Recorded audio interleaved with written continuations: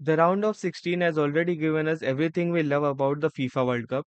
Brazil survived a thrilling match against Japan, while two European giants were knocked out after dramatic penalty shootouts. The Germans are out, the Netherlands are out, and Morocco and Paraguay are through to the quarterfinals. Let's break down one of the most dramatic nights of the FIFA World Cup. Hello everyone, my name is Mohit and welcome to Dude's Banter. So let's dive into the FIFA World Cup.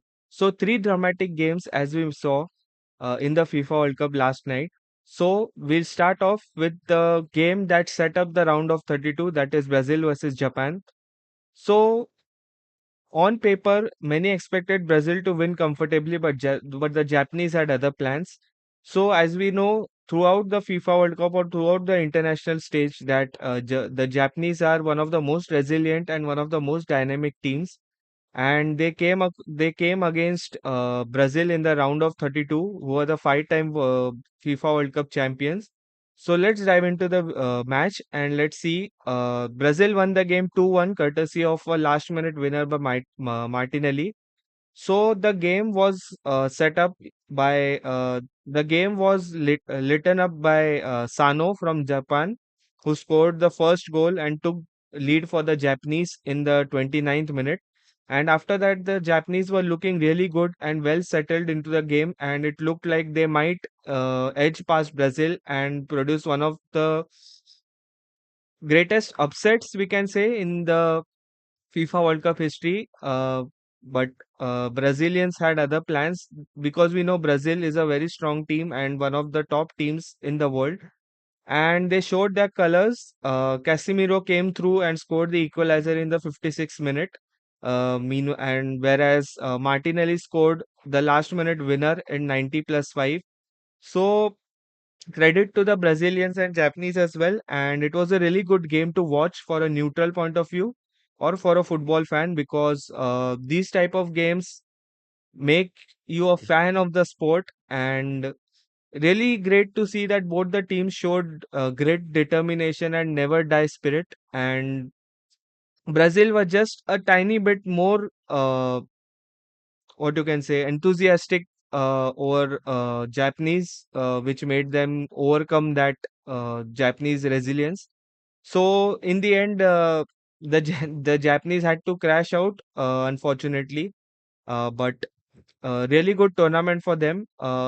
And Brazil, as we know that on paper they should have won the match and they won, but we thought they would get it done easily. But credit to the Japanese again, and no credit taken away from the Brazilians as well. They also showed some spirit, some determination, some grit to get back into the game and get the result in their favor. But yeah, that's it from the first game. But after this game, Brazil are through, but this performance also showed us that they are not invincible, the Brazilians. But if Brazil's match was entertaining, the next two games completely shocked the football world. So the next game which we are going to talk about is one of the most shocking results in this tournament, that is Germany versus Paraguay. So Germany came into this tie as favorites, and personally, one of my favorite team internationally, Germany. They haven't been performing quite well for the past three FIFA World Cups, including this one.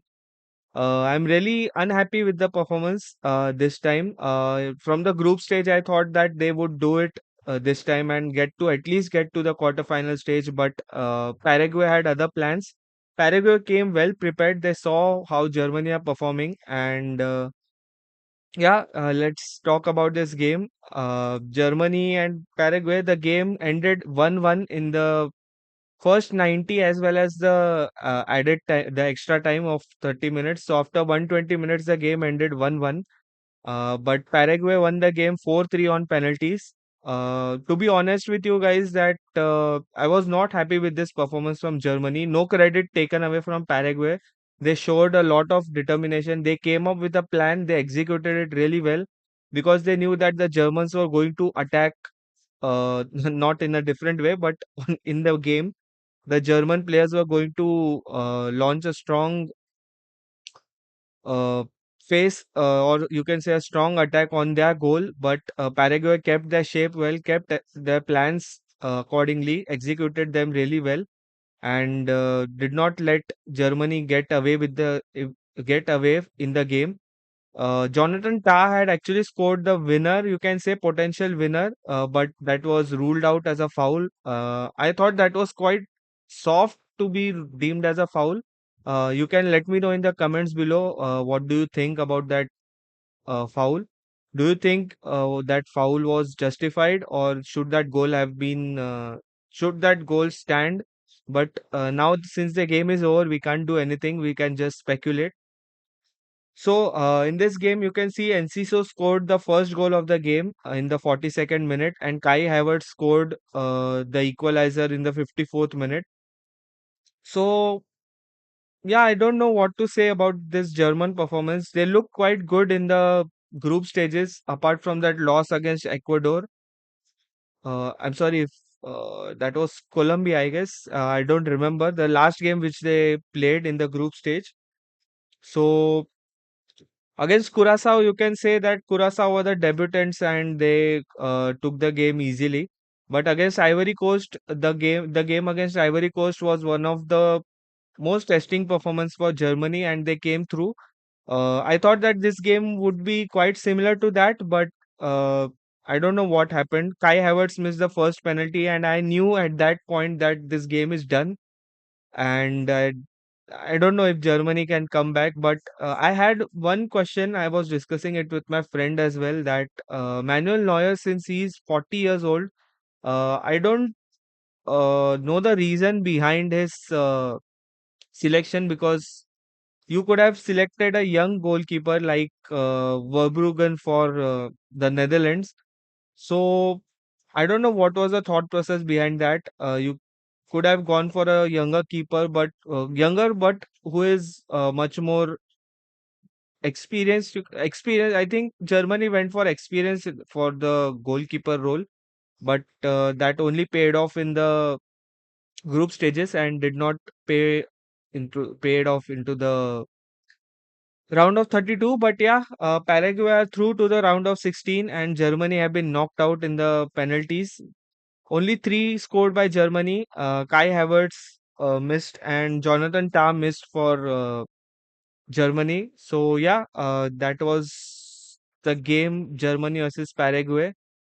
And the reason I think Germany failed, one of the reason might be that they took the game a bit easy. And yeah, Paraguay were resilient, no doubt. They executed their plans really well.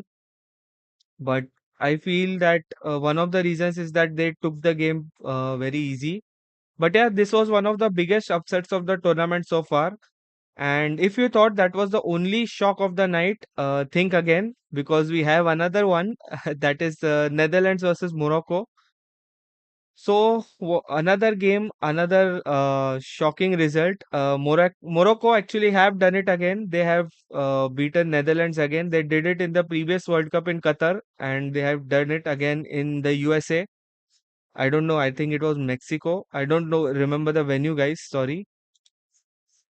So yeah, that game also ended up in 1-1, and Morocco actually won it in the penalties. They won 3-2.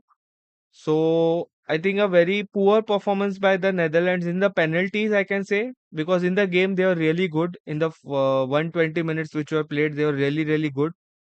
And yeah, Cody Gakpo scored the first goal of the game in the 72nd minute. It was quite an emotional moment for him because of the some unfortunate things which had happened in his personal life. So a great point for him that he scored a World Cup goal. But Morocco had other plans. Diop scored the equalizer in 90 plus 1 to take it into the extra time.